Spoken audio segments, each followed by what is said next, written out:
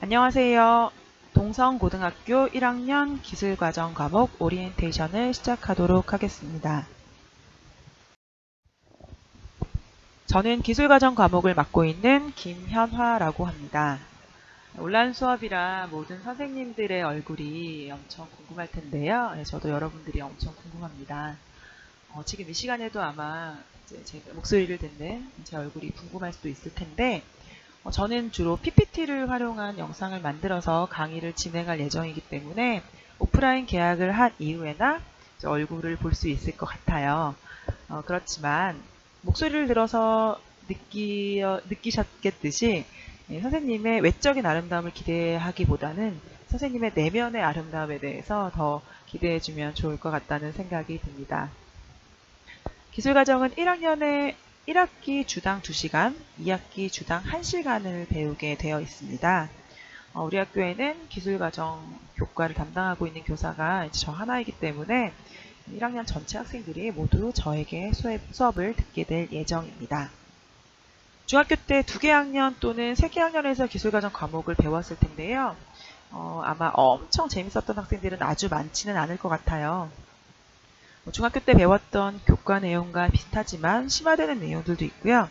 새로운 내용들도 있으니까 관심을 갖고 들어주시면 감사하겠습니다.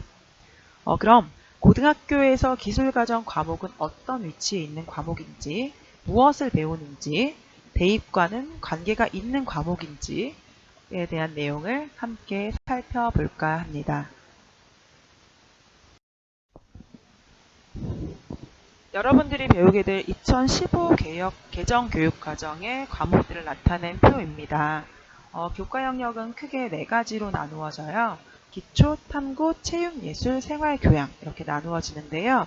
여러분들이 배우게 되는 기술과정 과목은 생활교양 교과 영역에 해당하는 과목이고 일반 선택 과목입니다.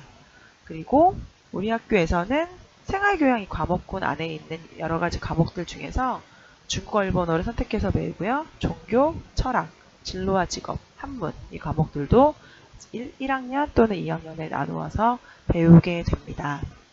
그러면 기술과정 과목은 생활교양 교과 영역 안에 기술과정 교과 안에 일반 선택 과목인데요. 그러면 공통과목은 뭐고 선택과목은 뭐지? 라고 궁금할 수 있을 것 같아요. 공통과목은 기초 소양 함량과 기본 학력을 갖추기 위한 과목이다 라고 할 수 있습니다. 우리 학교에서는 일반 모든 고등학교에서 1학년에 편제되어 있습니다. 국어, 수학, 영어, 한국사, 통합사회, 통합과학, 과학, 탐구, 실험 이런 과목들이 해당이 되고요. 1학년 때 배우게 됩니다. 선택 과목 중에 일반 선택과 또 진로 선택과로 나누어지잖아요. 공통 과목은 선택 없이 모든 학생들이 똑같이 듣게 되는 거고 모든 고등학교 학생, 일반계 고등학교 학생들이 선택 과목은 선택하는 것에 따라 달라집니다. 일반 선택 과목은 교과별 학문의 기본적 이해를 위한 과목이고요. 진로 선택은 교과 융합학습, 진로 안내학습, 교과별 심화학습, 실생활 체험학습을 위한 과목이 되겠죠. 그래서 이 선택 과목은 2학년과 3학년에서 여러분들이 원하는 과목들을 선택해서 배우게 됩니다. 그러면 이제 이 여러 가지 과목들 중에서 고등학교에서 필수로 이수해야 되는 단위수라는 게 있거든요. 예를 들면 고등학교를 졸업하려면 여기에 있는 숫자에 해당하는 단위수만큼은 반드시 이수해야 졸업할 수 있다라는 의미가 되거든요. 그래서 제가 가르치고 있는 생활교양 과목군의 경우에는 기술과정이나 중국어, 일본어, 한문, 종교, 철학, 진로와 직업 같은 교양 과목에 해당하는 과목들을 16단위를 반드시 이수해야 졸업할 수 있다라는 의미가 됩니다. 그러면 선생님 1단위가 뭐죠? 단위수가 뭐죠? 라고 물어볼 수 있을 것 같아요. 1단위는 뭐냐면 여기 단위라고 되어 있는 거는 1단위는 뭐냐면 1회 50분씩 17회 분량의 수업을 의미를 합니다. 즉 1학기가 17주로 보통 구성되어 있거든요. 그러니까 1단위면 주 1회 수업을 한 학기 듣는 것을 의미를 하겠죠. 자, 그러면 다음으로 기술과정 교과가 가지고 있는 목표에 대해서 살펴보도록 하겠습니다.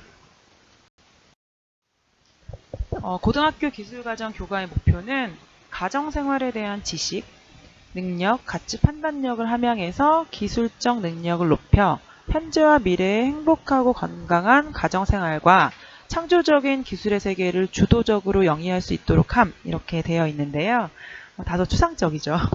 현재 우리가 속한 가정에서, 앞으로 미래에 이루게 될 가정에서 행복하게 살아가기 위해 어떤 노력을 해야 되는지, 또 미래 사회를 더욱더 편리하고 안전하고 환경을 지키며 살아갈 수 있는 기술은 뭐가 있을지 함께 고민해보는 교과라고 생각하면 될 것 같습니다. 그래서 이 과목을 배우게 되면 이 역량들을 기를 수 있다라고 이제 하는 건데요. 기술과정 교과의 핵심 역량 보겠습니다. 가정, 기술 이렇게 나누어져 있는데 실제로는 기술, 가정이라는 과목이 기술, 가정 이 두 가지 과목이 병합된 하나의 과목이기 때문에 완전한 하나의 과목은 아니죠. 그래서 보통 모든 것들을 설명할 때 기술, 가정 이렇게 두 가지 영역으로 나누어 설명을 하는데요. 가정생활 분야의 핵심 역량, 핵심 역량에 해당하는 내용 요소들은 실천적 문제 해결 능력, 생활 자립 능력, 관계 형성 능력 이런 것들이 있고요. 기술 영역과 관련된 핵심 역량의 내용 요소들은 기술적 문제 해결 능력, 기술 시스템 설계 능력, 기술 활용 능력이 있다고 볼 수 있겠습니다. 그러면 고등학교 기술과정 교과의 내용 체계에 대해서 살펴보도록 하겠습니다. 먼저 가정에 해당하는 영역 5개 영역 중에서 3개 먼저 살펴보겠습니다. 인간 발달과 가족관계, 가정생활과 안전, 자원관리와 자립 이 3가지의 영역이 기술과정 중에 가정 영역에 해당하는 내용인데요. 내용 요소들을 쭉 살펴보면요. 사랑과 결혼, 임신 중 생활과 출산, 자녀 돌보기, 가족생활 설계, 자립적인 노후 생활에 이르기까지 사랑하는 사람을 만나서 결혼하고 부모가 되고 노후 생활에 이르기까지의 일생에 대한 내용을 다루고 있습니다. 그리고 기술 시스템, 기술 활용 이 2가지 영역이 기술 영역에 해당하는 기술과정 교과의 내용인데요. 내용 요소를 보면 첨단 기술과 관련된 내용들이 있고요. 창의공학 설계라든지 발명, 지속가능한 발전 이런 것들과 관련된 내용들이 있습니다. 그래서 현재의 첨단 기술이 이 미래에는 어떻게 달라질지, 지속가능한 발전을 이루기 위해서는 우리가 어떤 노력이 필요할지에 대해서 함께 배우게 됩니다. 그런데 여러분들도 지금 봐서 알겠지만 한 학기에 2단위, 1학기 2단위, 그리고 2학기 1단위 가지고는 이 많은 내용들을 다루는 것이 거의 불가능합니다. 불가능하기 때문에 인간 발달과 가족관계에 대한 내용들을 좀 먼저 중점적으로 다루고요.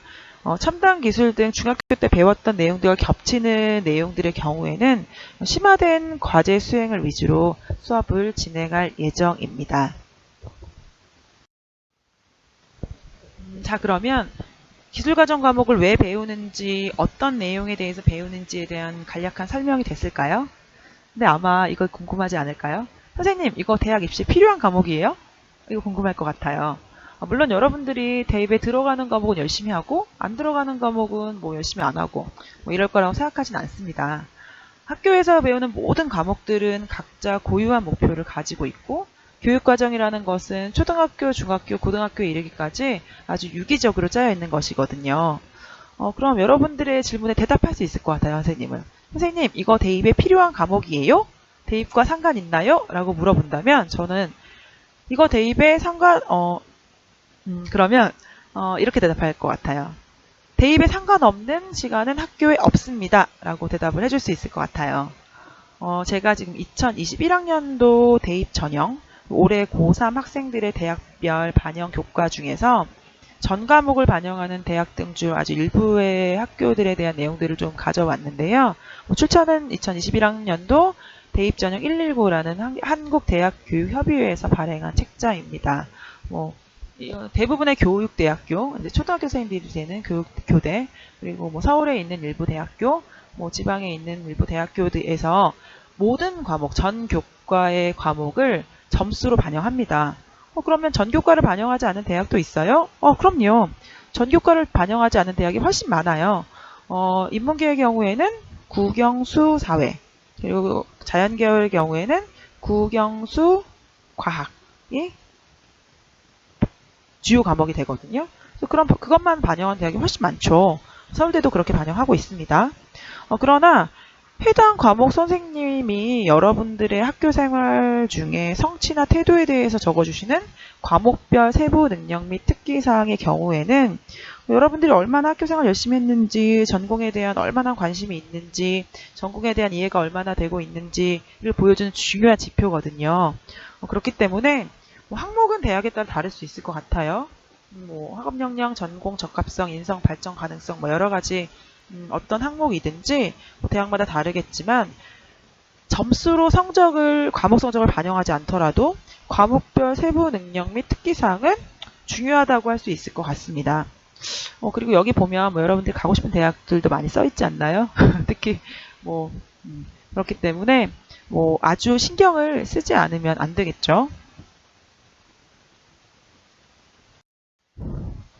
다음은 기술과정 수업 및 평가 계획과 관련된 내용입니다. 1, 2학기 모두 중간고사는 실시하지 않습니다. 그리고 기말고사만 실시하게 되는데요. 기말고사는 서답형이 없습니다. 객관식만 100% 출제할 예정이고요.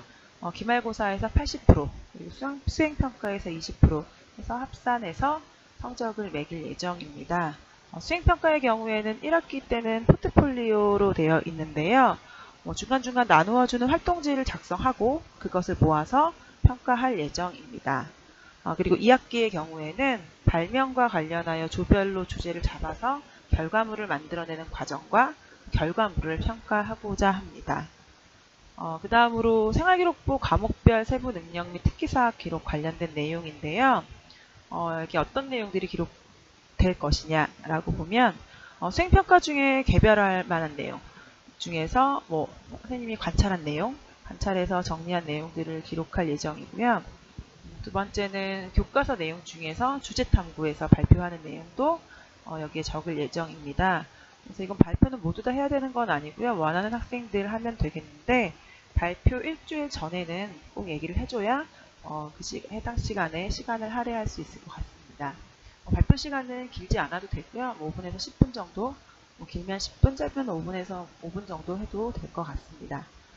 그리고 교과 관련 독서를 한 뒤에 독후활동, 교과 관련 독서 굉장히 많거든요. 가정과 관련된 독서들, 그리고 기술 과목과 관련된 독서도 굉장히 많은데 이 독서를 한 뒤에 그 책과 관련된 독후활동, 어떤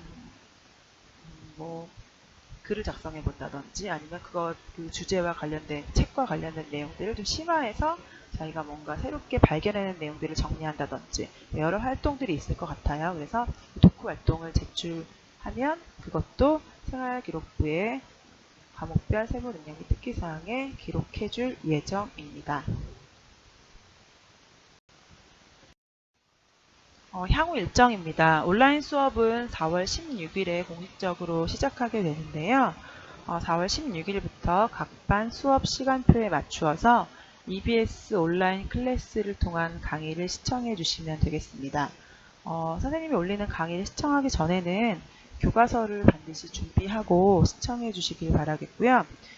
이게 이 코로나 사태가 길어져서 온라인 수업이 길어질 수도 있겠지만 길어지지 않는다면 한 열흘 정도의 시간이 될 텐데요. 그 시간이 끝난 이후에, 온라인 수업이 종료한 이후에는 온라인 수업을 통해서 진행한 과제물이 있다면 그런 것들은 오프라인 개학 첫 시간에 확인하도록 하겠습니다. 그럼 다음 시간에 첫 번째 시간 1단원 인간 발달과 가족 관계 중 사랑과 결혼을 주제로 하는 수업을 통해서 다시 만나도록 하겠습니다. 오랜 시간 동안 수고하셨습니다.